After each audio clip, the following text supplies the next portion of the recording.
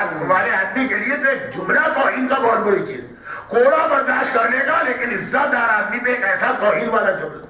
گھر میں آ کے انتہائی پریشان بیٹھے کہ میں نے صرف ایک حدیث سے امام پڑھی اور اس کو بھی سمجھانا جا رہا تھا، یہ نہیں کہ حدیث پڑھ کے چلا گیا کہ بس ختم ہو گئی بات، سننے کو لوگ تیار نہیں۔ تھوڑی دیر کے بعد دروازے پہ نوکری کی آواز ہے، ٹھک ٹھک ٹھک ٹھک۔ پوچھا کون؟ مسجد والے نے کہا جو وہاں کا کیئر ٹیکر تھا، یا منتظم تھا، یا متولی تھا، یا جو بھی تھا، میں ہوں۔ اچھا اب یہ سمجھے کہ شاید مولا کا ایک فرمان ہے کہ غصہ شروع ہوتا ہے پاگل پن سے اور ختم ہوتا ہے پشیمانی اور ندامت پہ۔ شروع ہوتا ہے آدمی پاگل ہوتا ہے، جب غصہ اترتا ہے تو بہت پچھتاتا ہے کہ میں کیا کہہ گیا، کہا شاید یہ اس کو اب اپنی غلطی کا ریئلائز ہوا 2 گھنٹے کے بعد، کوئی بات نہیں۔ عالم کا جو ہے وہ بہت ہی زیادہ ٹالرنٹ بھی ہوتا ہے، معافی بھی ہوتی ہے، چلو اب آ گیا تو میں گلے سے لگا لوں، یہ سوچ کے دروازہ کھولا، اوہ گلے سے لگانا، اس نے پہلے تو اٹھا ان کے باڈی پہ مسلح پھینکا جس پہ نماز پڑھاتے، کہا کہ پوری مسجد ہم نے لگ کے پاک تو کر دی ہے، لیکن یہ مسلح جس پہ تو 2 سال 6 مہینے کھڑا رہا، یہ تو پاک ہونے کے قابل بھی نہیں، اتنا نجیس ہو چکا ہے، اس کو خود ہی سنبھال۔ اور پھر چہرے پہ تھوکا۔ اچھا جو لوگ عراق گئے ہیں ان کو پتا ہے کہ عراق میں یہ ایک عام طریقہ ہے کسی کی توہین کرنا اور تھوک دینا۔ ہمارے انڈیا پاکستان بہرحال ایک کلچر ہے، تہذیب ہے، دشمن کے لیے بھی ہم ایک حد سے آگے نہیں بڑھتے، وہاں تو معمولی چھوٹے چھوٹے دکاندار کے جھگڑے میں تھوکنا، چہرے پہ تھوک دینا۔ آیت اللہ العظمیٰ لیول کا شخص عمر کے اعتبار سے، علم کے اعتبار سے، اور کہا کہ اب تو 2 گھنٹے تو ہم نے مسجد پاک کی، اب ہم جا کے آج کی پوری رات 6 مہینے کی نمازیں قضا کر رہے ہیں جو ہم نے تیرے پیچھے پڑھی، تیری ساری نمازیں تو نے ہماری ضائع کر دی۔ اور یہ کہہ کے کھٹ سے دروازہ آگے سے بند کیا اور چلا۔ اللہ اللہ، ابھی جو توہین ہو گئی تھی وہ کافی نہیں تھی کہ گھر میں آ کے اس کو مزید اس نے اس کو آگے بڑھا دیا، انتہائی پریشان۔ 15 منٹ کے بعد پھر دروازے پہ نوکری کو ٹھک ٹھک ٹھک ٹھک، کون ہے بھائی؟ اس نے کہا میں۔ اب یہ گھبرا گیا، اس وقت تو تھوک کے گیا، تو شاید کو ڈنڈا لے کے آیا، سرور پھاڑ دے گا، دروازہ نہیں کھول رہا، اور بڑے ایگریسو موڈ میں دروازہ کھولا ورنہ میں توڑ دوں گا، لگ گیا۔ کیلگری یا ٹورنٹو تو ہے نہیں کیا فوراً کال کرے اور پیسہ آ جائے، یہ تو بہرحال کربلا ہے، پتا ہے کہ توڑ بھی دے گا، اور اگر دروازہ توڑ کے آیا تو اور غصہ اس کا بڑھ جائے گا تو اور مارے گا۔ چنانچہ انہوں نے جلدی سے دروازہ کھولا، لیکن ذرا کونے میں جاتے ہوئے کہ ڈنڈا مار رہا ہے تو میں اس کے نشانے میں نہ آنے پا، کونے میں ڈنڈا تو کیا وہ آتے ہی ان کے پیروں پہ گر پڑا، پیروں کو بوسہ دینے لگا، رونے لگا، آنسوؤں سے ان کے پیر گیلے کرنے لگا، اور کہنے لگا کہ اے سید مجھے معاف کر دے، اے سید مجھے معاف کر دے، میں نے بڑی خطا کی۔ خیر کوئی بات نہیں، اسے اٹھایا، گلے سے لگایا، بٹھایا، لیکن کہا کہ یہ بتا کہ 15 منٹ میں یہ چینج کیسے آ گئے؟ ابھی 15 منٹ پہلے تھوک کے گیا، مسلح پھینک کے گیا، اور اتنی تبدیلی۔ کہا کہ میں یہاں سے سیدھا اپنے گھر گئے اور کیلکولیشن کرنے لگا کہ کتنی نمازیں میں نے تیرے پیچھے پڑھی، ان کی قضا کرنا۔ اب مسجد پاک کی تھی، بہت تھکا ہوا تھا، کیلکولیشن سے ایک مرتبہ نیند آ گئی، ذرا ایک آدھ منٹ کے لیے جو آنکھ لگتی ہے آدمی کو، اور اس میں نے ایک منظر دیکھا، اور وہ منظر یہ دیکھا کہ یہی شہر کربلا اور مولا حسین کے حرم سے یہ اعلان ہو رہا ہے کہ زمانے کے امام ظہور کر کے اپنے دادا کے روضے پہ آ چکے، جو امام کی زیارت کرنا چاہے یا امام کی آرمی کو جوائن کرنا چاہے وہ یہاں آ جائے۔ اب ہر مومن اس اعلان کے لیے تو کب سے تڑپ رہا، چنانچہ بے اختیار میں دوڑتا وہ اپنے گھر سے باہر نکلا، اسیر کربلا میں اس ہال میں گیا جس کے بیچ میں زری، جس کے لیے اللہ کے 3 وعدے، بہت ہی مشہور حدیث کہ اللہ نے آقا حسین سے وعدہ کیا ہے کہ 3 میں تجھ سے وعدے کر رہا ہوں، الامام فی ذریتہ والشفاء فی تربتہ والاجابت تحت قبتہ۔ اب امامت تیری ہی اولاد میں رہے گی آخر تک، تربت اور خاک شفا اس میں قیامت تک کے لیے شفا رکھی گئی، اور تیرے روزے کے اندر جو گنبد وہ ڈوم ہے اس کے نیچے جو دعا مانگی جائے گی فوراً اسی گنبد کے نیچے زری ہے، وہیں پہ امام بیٹھے، دوڑ کے گیا، مولا سلام۔ سلام کا ایسا جواب آج تک کسی کو نہیں ملا، جیسے ہی کہا سلام، امام نے دیکھا، کہا وعلیکم السلام، جاؤ، یہ جو ہے نا کپڑے یہ کپڑے بدل کے آؤ، یہ کپڑے میرے سامنے نہیں چلیں گے. کیوں نہیں چلیں گے؟ کہا تم نے جس آدمی سے کپڑے خریدے تھے وہ دکاندار چوری کا مال لا کے اس نے بیچا تھا اور چوری کا مال پہن کے ہمارے سامنے نہیں آ سکتے ہو، جا کے اس کپڑے اصلی مالک کو واپس کرو. اب آپ کہیں گے اس کا قصور کیا تھا؟ قصور نہ بھی ہو، تب چوری کی چیز آ گئی، آپ کو پتا بلا آدمی کہ آپ پر واجب ہے اس کو پہنچانا. اس کو کہتے ہیں امانت شرعی. جاؤ اب یہ تو امام سے ملنے آیا، ذرا زیارت تو کر لے صحیح معنوں میں. الٹے قدموں امام نے دوڑا دیا، دوڑا گیا اور جتنے کپڑے اس دکاندار کے تھے سب اس ڈھونڈا. امام نے ایڈریس بتایا، بہت دور کا ایڈریس ہے، ایڈمنٹن مثلا جانا. جو نہ کہ گیا وہ سیدھا پھر بھاگا آ گیا. مولا سلام.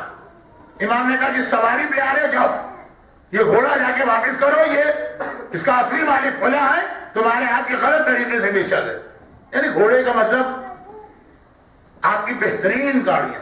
اب مجھے نہیں پتا نا کینیڈا میں کون سی گاڑی بہت زیادہ چلتی ہے، لیکن اگر انگلینڈ ہوتا تو مرسیڈیز ہوتی یا بی ایم ڈبلیو ہوتی، یا اگر ریسنگ کے شوقین ہوتے تو فراری ہوتی.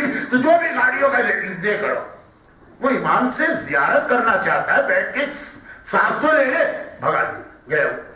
ابھی واپس آیا کہ امام نے کہا کہ جو تمہارا گھر ہے گھر خالی کرو، سارے گھر والے سامان سب باہر نکل. یہ گھر اصل میں تمہارے چچا کا تھا، تمہارے دادا نے چچا کو دیا تھا، لیکن تمہارے دادا کے انتقال پہ تمہارے باپ نے اپنے بھائی کی جائیداد پہ قبضہ کر دیا. بہت ایسے کیس ہوتے ہیں. دونوں کو برابر ملنا چاہیے تھا. اگر میراث ہوتی، میراث بھی نہیں تھی. دادا اپنی زندگی میں دے گیا تھا اپنے چھوٹے بیٹے کو، بڑے بیٹے نے بڑے ہونے کی دھوس جمع کے لیے. اس مکان میں ایک لمحے رہنا حرام. گناہ نہیں ہے تمہارا، تمہیں نہیں معلوم، لیکن رہنا حرام. اب وہ بھاگا گیا، بیوی بچے سامان باہر نکل. مولا سلام. امام نے کہا جاؤ اپنی بیوی کو واپس پہنچا دیا اس کی ماں کے گھر. مولا کیا ہو گئے؟ کہا یہ فلاں رشتے سے تمہاری دودھ شریک بہن بنتی تھی. آغا تجانی کی مشہور کتاب دین آئی واز گائیڈڈ، اس کے آخر میں جو واقعہ ہے تیویس کا وہ وہی تو ہے نا. بہت انٹرسٹنگ کتاب ہے، آپ نے تو پڑھی ہوگی کہ دین آئی واز گائیڈڈ ثم اهتدیت، تو پھر میں ہدایت پا گئی. وہ پتہ چلا شادی ہو رہی تھی اور وہ دونوں بہن بھائی نکل آئے دودھ شریک رشتے سے. تو خیر کہا جاؤ تمہاری بہن ہے، وہ تمہاری بیوی ہے ہی نہیں، نکاح تو ٹوٹا ہی ٹوٹا. جا کے اس کو اس کے گھر پہنچا دیا. اور بھاگا جا رہا ہے، سانس پھول رہی ہے، تو گاڑی بھی نہیں ہے، گھوڑا دے کر آ چکا. پیدل بھاگا گیا، بیوی لے کے آیا. ایک مرتبہ کہا لو تلوار اٹھا اور اپنے بیٹے کو قتل کر کے آ جاؤ، کیونکہ تمہارا بیٹا. ابھی ایک مسئلہ ہے جس کو آپ لوگ ذرا آسانی سے ڈائجسٹ نہیں کریں. تمہارا بیٹا جو ہے نا تمہارے گھر بے شک پیدا ہوا، لیکن اب وہ ایسے خلاف اسلام باتیں کہہ رہا ہے کہ وہ مشرک ہو گیا، مرتد ہو گیا، واجب القتل ہو گیا. کہ بس اب تو میں برداشت نہ کر سکتا، خواب ہے پورا. کہا کہ میں تجھے تو میں امام تو امام ایک سید زادہ بھی نہیں مانتا ہوں. میں اتنے شوق سے تیرے پاس آیا، تو نے میرے کپڑے چھینے، تو نے میرا مکان چھینا، تو نے میری گاڑی چھینی، تو نے میری بیوی چھینی، تو نے میری اولاد چھینی. میں اس لیے کو تھوڑی تجھے دن اور رات بلا رہا تھا. یہ جملہ میں نے کہا اور میری آنکھ کھل گئی. اب میری سمجھ میں آیا کہ اگر امام کبھی دیر سے آئے، ہماری دعاؤں کے بعد بھی آیت اللہ العظمہ شیخ وحید خراسانی اور آیت اللہ العظمہ آغا لطف اللہ صافی گل پائے گانے کی 40 دن کی ریکویسٹ کے بعد بھی دیر سے آئے تو اس میں ہمارا ہی کوئی فائدہ ہوتا. اچھا لوگ جو ہے نا ہر چیز میں اعتراض کرتے. ایک صاحب نے کہا مولانا ہم اس واقعے میں یقین ہی نہیں کرتے، اس لیے ہو ہی نہیں سکتا کہ امام آئے اور اس طرح اپنے شیعوں میں آتے ہی سختی شروع کر دیں. میں نے کہا میں نے تو بہرحال ذرا مجمع کا احترام کرتے ہوئے آغا بیبانی کا واقعہ بیان کیا، ورنہ نہج البلاغہ کا خطبہ نمبر 16 پڑھی. جس دن علی کی خلافت ظاہری شروع، علی نے کہا ہر ایک کے پاس جو غلط مال ہے سب چھینا جائے گا. حتیٰ کچھ لوگوں نے شادی کر کے یہ سامان اپنی بیوی کو مہر میں دیا تھا، مہر واپس کی. کچھ لوگوں نے اس سے مثلا کنیزیں خریدی تھی، علی نے کہا یہ کنیزیں واپس کرنا ہے. زبردستی جائیدادیں چھینی، مہر واپس کیے، دکاندار سے جو چیز لے کر آئے وہ واپس کی. امام زمانہ تو کریں گے، علی کر چکے ہیں. نہج البلاغہ کے خطبہ 16 میں تفصیل ہے. لوگوں نے آگے کہا تھا چونکہ میں پنجاب بہت زیادہ مجلسیں پڑھنے جاتا ہوں تو بعض الفاظ انہی کے زبان پہ آ جاتے. لوگوں نے کہا تھا مولا ذرا حد ہولا رکھیے گا، اتنی تیزی کے ساتھ جو آپ جو ہے کہ تبدیلی لے کے آ رہے ہیں نا لوگ برداشت نہیں کر پائیں گے. آہستہ آہستہ بہت آہستہ گریجولی کریں، اتنا تیز دوڑنے کی ضرورت نہیں.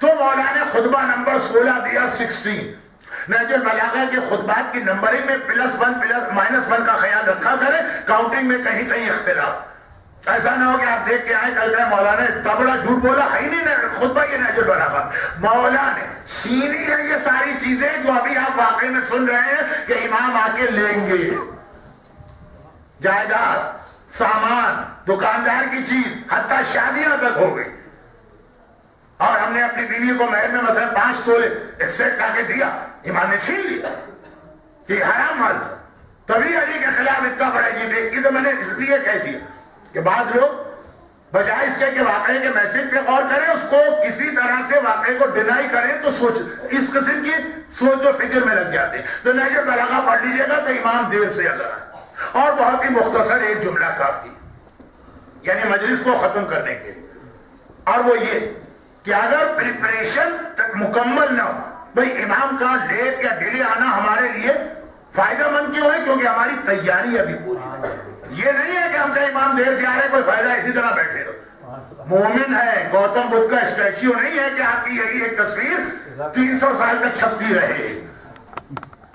اسلام روحانیت کا قائل نہیں ہے کہ دنیا میں کیا ہو رہا ہے، تمہارے گھر میں کیا ہو رہا ہے، تمہاری فیملی میں کیا ہو رہا ہے، تمہیں خبر ہی نہ ہو، تم اپنی جگہ پر اپنے کاموں میں لگے ہو۔ نہیں، اگر دیر سے آ رہے امام تو اس کا مطلب یہ کہ تمہاری کوئی مسئلہ ہے، اور مسئلہ کا مطلب فوراً اپنے اور اپنی فیملی کو چیک کرو کہ امام کی تیاری میں ابھی ہم نے کیا کمی کر دی ہے، کہیں نہ کہیں کوئی ہمارا پارٹ اس میں بھی ہے۔ جیسے وقت کم ہے، مجھے بات سمیٹنا ہے، اس لیے کہ سیٹرڈے کی مجلس پھر بھی لمبی برداشت ہوتی ہے، لیکن فرائیڈے پورا دن آپ نے کام کیا، آپ کی محنتیں، آپ کے چہروں سے آپ کی تھکن ظاہر ہو رہی ہے۔ تو یہ آخری جملہ، سب سے زیادہ فورس فلی اگر انویٹیشن کسی امام کو گیا ہے تو وہ کوفے والوں کا انویٹیشن تھا آقا حسین کے،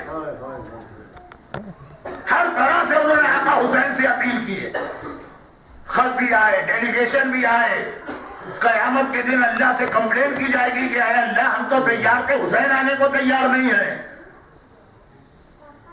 لیکن یہ سارا انویٹیشن امام کو دے رہے ہیں زبانی، پریکٹیکلی کوئی چینج اپنے آپ میں نہیں لائے، پریکٹیکلی کوئی تیاری نہیں کی۔ امام کو بلانے کا مطلب ہے آپ اپنا مال قربان کرنے کو تیار، امام کو بلانے کا مطلب ہے آپ اپنی اولاد بھی دین پہ قربان کرنے کو تیار۔ امام قربانی مانگے نہ مانگے والے آپ تیار۔ نتیجہ کیا نکلا؟ بس یہ میں مسائل پر آ گیا، آپ کو زیادہ پریشان نہیں ہونا، بس مسائل پر آ گیا، بلایا اور اس طرح بلایا، خط گئے۔ ہمارا بھی یہ خط امام کے نام جاتا ہے، پتہ نہیں یہاں کے قانون کے اعتبار سے آپ عریضہ ڈال سکتے ہیں کہ نہیں، لیکن ہمارے ملکوں میں عریضہ جاتا ہے امام کے نام، مولا آ جائے۔ ہمارے ڈیلیگیشن بھی امام کے پاس جاتے، زیارت کرنے والے مسجد سہلہ میں جو ایک رات گزارتے ہیں، مسجد جمگران میں امام ہی کو تو بلاتے ہیں، پورے قافلے جاتے ہیں اور امام کو انوائٹ کر رہے ہیں۔ جہاں سے کہ امام بیٹھے ہوئے ہماری بات سن رہے ہیں، ہر سال حج پر آتے ہیں تو ہر حاجی جو ہے میدان عرفات میں امام کو بلاتے ہیں، اور پھر اپنے گھر میں تو آئی۔ لیکن تیاری کیا ہے؟ تیاری نہ ہو تو کیا ہوا؟ کوفے والوں نے بلایا، امام کا ساتھ نہ دیا وہ الگ مسئلہ، اس سے بھی زیادہ میں خطرناک جملہ کہا، امام کو بلایا، بس خالی بلایا۔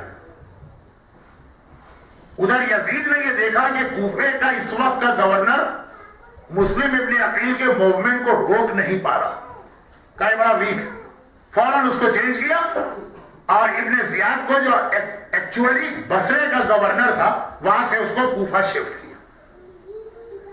ابن زیاد بصرے کا گورنر ہے، وہاں سے وہ کوفہ گیا۔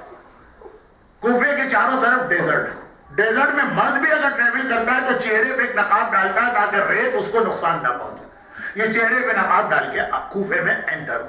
اچھا کوفے والے خط لکھ کے یہ سمجھ رہے ہیں کہ بس کبھی بھی امام آنے والے، امام آنے والے، امام آنے والے۔ ابن زیاد چہرے پہ نقاب ڈال کے انٹر ہوا، ایک نیا آدمی نظر آئے، چہرہ تو نظر نہیں آ رہا لیکن لباس سواری ہر علاقے کے الگ، ایک نیا آدمی داخل ہوا، سب کے ذہن میں خیال ہے امام آ گئے، چنانچہ پورے کوفے میں آواز گونج گئی، جہاں سیدنا، جہاں سیدنا، ہمارا آقا آ گیا، ہمارا مولا آ گیا۔ کوفے والے جوش میں گھروں سے نکل، مرد بھی، عورتیں بھی، بچے بھی، امام آ گئے، ارے امام آ گئے، ہم تو بلا رہے تھے، اور کوفے کے دروازے سے